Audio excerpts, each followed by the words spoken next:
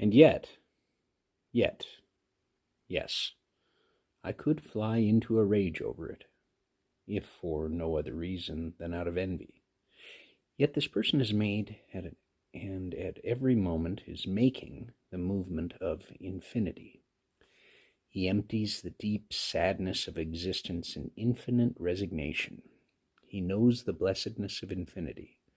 He has felt the pain of renouncing everything, the dearest thing he has in the world, and yet the finite tastes every bit as good to him as to someone who never knew anything higher, for his remaining infinitude has no trace of a dispirited, anxious training, and yet he has this confidence to delight in it as if it were the most certain thing of all.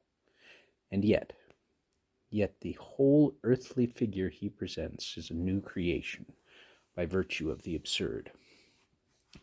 He resigned everything infinitely, and then grasped everything again by virtue of the absurd. He constantly makes the movement of infinity, but he does it with such precision and proficiency that he constantly gets finitude out of it, and at no second does one suspect anything else. It is supposed to be the most difficult task for a dancer to leap into a particular posture in such a way that there is no second when he grasps at the position, but assumes it in the leap itself. Perhaps no dancer can do it, but that knight does. The majority of people live absorbed in a worldly sorrow and joy. They are wallflowers who do not join in the dance. The knights of infinity are dancers and have elevation. They make the upward movement and drop down again, and this too is not an unhappy pastime, nor unlovely to behold. But every time they drop down, they cannot assume the posture at once. They hesitate an instant, and this hesitation shows that they are really strangers in the world. This is more or less conspicuous in proportion to their artistry, but even the most skillful of these knights cannot hide this hesitation. One does not need to see them in the air, but only at the instant they touch and have made contact with the ground to recognize them. But to be able to land in such a way that it looks as if one were simultaneously standing and walking, to transform the leap of life into a gait, absolutely to express the sublime in the pedestrian, that only the knight of faith can do, and that is the only miracle. However, this miracle can so easily deceive that I shall therefore describe the movements in a particular instance which may illuminate their relation to actuality, for everything revolves around that. A youth falls in love with a princess, and the whole content of his life consists in this love, and yet the relation is such that it cannot possibly be realized, cannot possibly be translated from ideality into reality. The slaves of misery, the frogs in the swamp of life, naturally screech. Such a love is foolishness. The rich brewer's widow is just as good and sound a match. Let them croak in the swamp undisturbed. The knight of infinite resignation does not act like that. He does not give up the love, not for all the world's glory. He is no fool. He first makes sure that it really is the content of his life, and his soul is too healthy and too proud to waste the least thing on an intoxication. He is not cowardly. He is not afraid to let it steal into his most secret, his most remote thoughts, to let it wind in countless coils around every ligament in his consciousness. If the love becomes unhappy, he will never be able to wrench himself out of it. He feels a blissful, sensual pleasure in letting love palpitate through every nerve, and yet his soul is as solemn as that of one who has drained the blood of the cup of poison and feels how the juice penetrates every drop of blood. For this moment is one of life and death. Having thus imbibed all the love and immersed himself in it, he then does not lack the courage to attempt and risk everything. He surveys the circumstances of life and gathers the rapid thoughts which, like well-trained doves, obey his every signal. He waves a wand over them, and they scurry in all directions. But when they now all return as messengers of sorrow and explain to him that it is an impossibility, he becomes quiet, dismisses them, remains alone, and then undertakes the movement. If what I say here is to have any significance, it is essential that the movement be carried out properly. In the first place, the knight will then have the strength to concentrate the whole content of life and meaning of actuality into one single wish. If a person lacks this concentration, this focus, if his soul is dispersed in the manifold from the beginning, then he never comes to make the movement. He will act shrewdly in life like those financiers who invest their capital in all sorts of securities in order to gain on the one when they lose on the other. In short, then, he is not a knight. Next, the knight will have strength to concentrate the result of all his reflection into one act of consciousness. If he lacks this focus, if his soul is dispersed in the manifold from the beginning, then he will never have the time to make the movement. He will constantly be running errands in life, never entering eternity, for even at the moment when he is closest to it, he will suddenly discover that he has forgotten something and consequently must go back. At the next moment, he will think it is possible, and that is also quite true, but through such considerations one never comes to make the movement, but by their aid sinks deeper and deeper into the mire. The knight makes the movement, then, but which one? Will he forget the whole thing?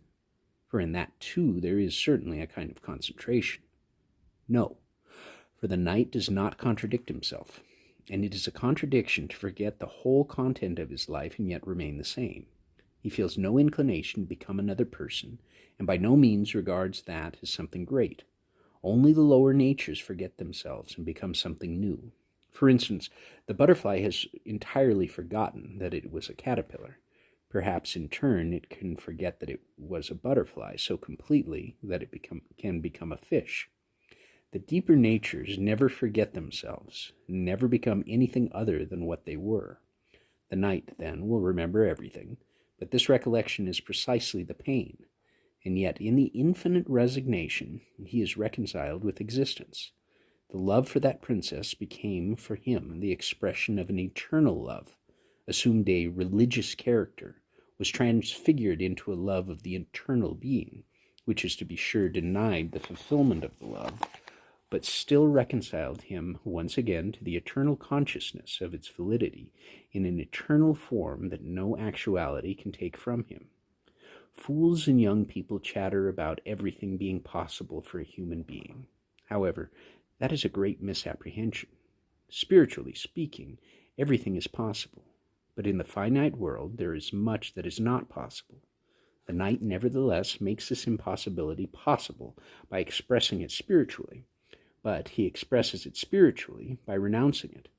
The wish that would carry him out into actuality, but came to grief over the impossibility, is now turned inward, but is not therefore lost or forgotten. Sometimes it is the obscure currents of desire in him that awaken the recollection. Sometimes he awakens it himself, for he is too proud to be willing for the whole content of his life to have been a fleeting affair of the moment. He keeps this love young, and it increases along with him in age and beauty. However, he needs no finite occasion for its growth. From the moment he has made the movement, the princess is lost. He does not need those erotic palpitations of the nerves from seeing the beloved, etc., nor, in a finite sense, does he constantly need to take leave of her, because he recollects her in an eternal sense, and he knows very well that the lovers who are so eager to see each other once more before parting for the last time are right in being eager, right in thinking that it is the last time, for they forget each other as soon as possible. He has grasped the deep secret that even in loving another person one must be self-sufficient. He pays no further finite attention to what the princess does, and precisely this proves that he has made the movement infinitely. Here one has occasion to see whether the movement in the individual is real or simulated. There was one who also believed that he had made the movement, but lo, time passed, the princess did something else, she married a prince, for example. Then his soul lost the resilience of resignation. He showed thereby that he had not made the movement correctly, for whoever has resigned infinitely is self-sufficient. The knight does not cancel his resignation. He keeps his love just as young as it was in the first moment. He never lets it get away from him, precisely because he has made the movement infinitely. What the princess does cannot disturb him. It is only the lower natures that have the law governing their actions in another person, the premises for their actions outside themselves. However, if the princess is like-minded, then something beautiful will result. She will then introduce herself to the order of knighthood, into which one is not admitted by ballot, but of which everyone is a member who has the courage to enroll. The order of knighthood, which thereby proves its immortality by making no distinction between man and woman. She too will keep her love young and sound. She too will have overcome her agony, even though she does not, as it says in the ballad, lie by her lord's side every night.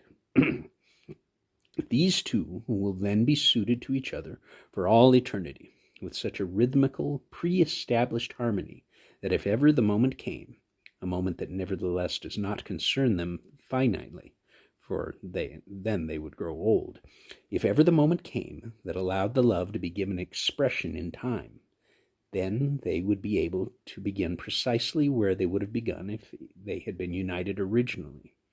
Whoever understands this, whether a man or a woman, can never be deceived, for it is only the lower natures that imagine they are deceived.